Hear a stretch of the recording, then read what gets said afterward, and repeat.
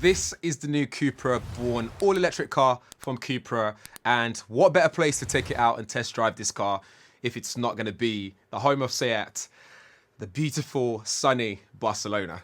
The CUPRA Born is an electric car that's designed to blend electrification and performance as CUPRA seeks to expand its territory. And I think it will do because the CUPRA Born looks really good, and it looks much better than the Volkswagen ID.3, which most people will look at and say they look very similar. They're both based on the same platform, so the first thing you will notice, obviously, would be the similar looks. But this one's got a little bit more power depending on which power output you go for. But regardless of which one you do decide to opt for, it's a lot more fun to drive and it's agile. It just feels nicer to drive in some areas.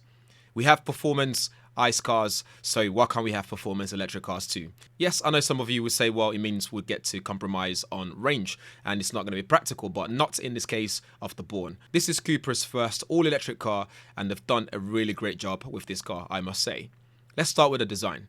It looks like a souped-up ID.3 for sure. After all, it's based on the same MEB platform, which allows CUPRA to give it more space, mount the battery for lower center of gravity and 50-50 balance, and they just make it theirs. I feel CUPRA has done enough to differentiate the Born here compared to the ID.3. The front of the car gives it a sporty vibe. The bonnet slopes down with a small CUPRA letter in between its LED daylight running headlights, and the copper finishing is there as well. And then below the number plates, you get that copper detailing with the almost V-shaped inserts that's there as well, which makes it look lower than it actually is. The bonnet dips in for aerodynamics, and we go to the side and we'll see a different story here. It's a mix of minimalism, no ridiculous creases to make it look extra sporty or anything like that, but it just looks clean and cool at the same time, which I quite like. This is sitting on 20-inch alloys that's slightly wider and keeps the car grounded around the Spanish winding roads without adding more road noise. You'll also notice it looks slightly more sloped towards the front compared to the ID.3, and if they didn't have the CUPRA colours on the wheels and detailing and stuff, you could easily mistake this for the ID.3 on the side. CUPRA said they have included a lot of 3D design in everything they did to the Born. For example, if you look at a pattern on the back C-pillar, it's got this nice 3D finishing, so it's not just a print on there. On the back, it's probably my favourite part of the car. It's all sporty and aggressive looking, something you probably don't see that often on all electric cars of this price bracket. It has that spoiler that's there up top and the tail lights that spans across the back going coast to coast, and another CUPRA logo which also doubles up as a push button to open the boot, and a large diffuser on the back in different colours that matches that Aurora blue very well. Not sure how this would look with other colours though, but there will be 6 colour options available at launch. So you have the Vapor Grey, Glacier White, Gazer Silver, Rally Red, Quasar Grey, and also this exclusive Aurora Blue that we've got here, which is, of course, my favourite colour out of the bunch. On the inside, everything is designed with the driver in mind first. You notice the larger infotainment display at 12 inches, and it's driver focused as well. The bucket seats are sporty and hold you in place, and its CUPRA specific steering wheels just feels premium. The touchscreen infotainment system in this one is still in beta, so it's not the full version that you'd get if you buy one, but this one so far had a bit of lag here and there, but it's still compatible with Apple CarPlay and Android Auto in both wired and wireless state. You can tinker with the Beats audio system sound settings to suit your needs, and it's easy to reach as well when on the move, although you should probably not operate this whilst driving. The digital instrument display is very minimal, but that Maps view still a bit partial to Apple Maps and not Google Maps. Although this version here doesn't have it, some versions will come with head-up display with AR function, and if you have the eBoost Performance Pack model, you get extra buttons on the steering for short burst of boost when you need it, and drive mode button as well. As expected, the seats are made from upcycled materials, making it even more sustainable and good for the environment. There are touch-sensitive climate control sliders that take some getting used to. The mirror control is pretty much like the ID.3, which is sometimes a pain in the ass to use, but you have to get used to using it as well, and once you get used to it, it's pretty much straightforward. And there are plenty of USB-C ports available for the driver and passengers too, so you can recharge your device on the go. For safety, you have predictive adaptive cruise control, which positions the CUPRA Born based on route and GPS data delivered from the navigation system, allowing it to correct its speed depending on the road layout ahead, considering bends, roundabouts, junctions, speed limits, and built-up areas. This is very cool, so if you're approaching a roundabout, for example, it would automatically adjust the speed limit so you can still use it in that cruise control mode and still go around the roundabout.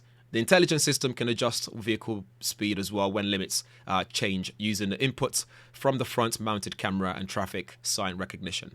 From my experience, this doesn't always work very well. Sometimes it picks up the wrong speed limit signs on the side road or from other vehicles, for example, like lorries. So I would still use that with all cautions. Onboard system use data supplied from an array of integrated sensors, whether that's the radar, camera, or ultrasonic, and information fed from outside sources to build a picture of the vehicle surrounding and as any possible hazards as well. So again, keeping you extra secure. You have travel assist, which uses information from the active cruise control, and lane assist to actively keep the vehicle in the center of the lane and adjust speed to the flow of the traffic as well, which just, again, it provides that assisted driving across the whole range of the speed. Side and exit assist technology fills in the gap created by blind spot, so it gives you a visual and audible warning if you don't see what's hidden out of your view. Exit warning, which is coming in 2022, gives an acoustic caution if someone or something is approaching the CUPRA Born when you're parked and want to leave the vehicle. The Pure EV also takes advantage of emergency assist, making sure that the driver, so yourself, remains focused on driving and doesn't become distracted with visual and acoustic warnings. If there's no reaction from the driver, the system can initiate braking jolts, keeping you safe. And if there's no change, the vehicle can come to a complete stop and activate the warning lights. Once parked, the vehicle can directly contact the emergency services using that e-call system. Okay, so what about the powertrain? 2 CUPRA Born variants are available, so 150 PS, 110 kilowatts, and 310 newton meters of torque. And you also got a 204 PS, which is 150 kilowatts with 310 newton meters of torque as well.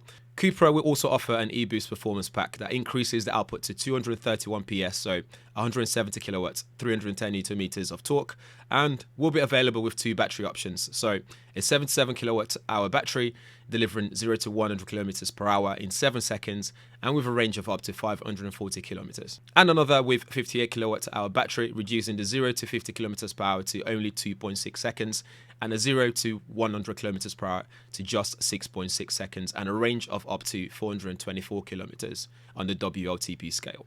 In addition to the e-boost performance pack, it includes larger front brakes and 19-inch alloys as standard, as well as CUPRA steering wheels with satellites. The CUPRA Born uses a water-cooled multi-pouch lithium-ion battery system housed low and centrally in the car to offer the best center of gravity, like I said earlier on, and reduces the impact of pack's weight. Instead, the battery pack delivers increased dynamics and a more balanced feel, aiding weight distribution more evenly across the vehicle, so you get 50% in front, 50% in the rear. Add to its aluminium structure bolted to the CUPRA Born's body. The result is an increased overall rigidity, so when the driving becomes more dynamic, the high-performance pure electric car feels more agile and capable.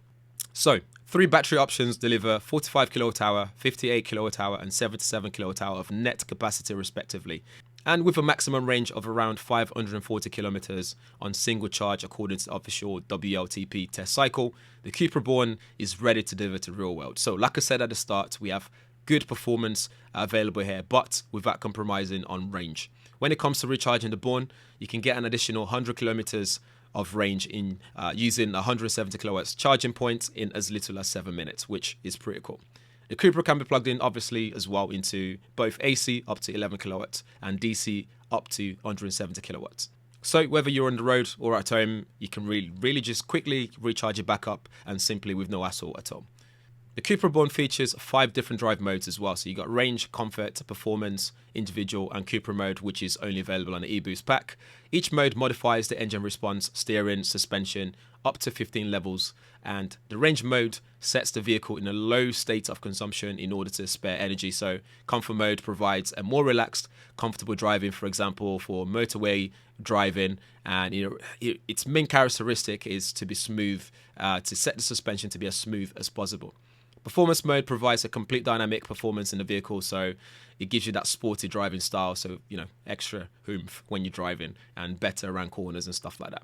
CUPRA sets the vehicle to offer a maximum performance as well as dynamic behavior and the best emotional feeling possible, as CUPRA mentioned, but that's the CUPRA mode that it's only available on certain models. Finally, the individual mode allows the driver, so yourself, to personalize the configuration to whatever you need it to be and whatever you prefer. So if you want smoother or stiffer CUPRA Born, you can do that yourself and you'd be good to go. And you also have the specific setting of the DCC in this mode with up to 15 levels. And that's it for the CUPRA Born, and it's a fantastic car to drive. It's actually a beautiful looking electric car, and it's about time we get electric cars on the road that actually looks nice and you actually want to get in and drive and be proud of and actually pay money for. But over to you. Let me know what you think in the comments below, and I'll leave all relevant links in the description area so you guys can check it out as well. And I hope you've enjoyed the video. I know it's a bit of a long one, and there's a lot of details in there to sift through. But yes, if this is your first time around here, please do smash that subscribe button and the like and share it as well. It does really help me out, and I shall see you guys in the next one. By the way, that's if you haven't subscribed already, because I know someone says they're subscribed, and because I told them to subscribe again, they click the button and then they unsubscribed. Yeah. See you in the next one.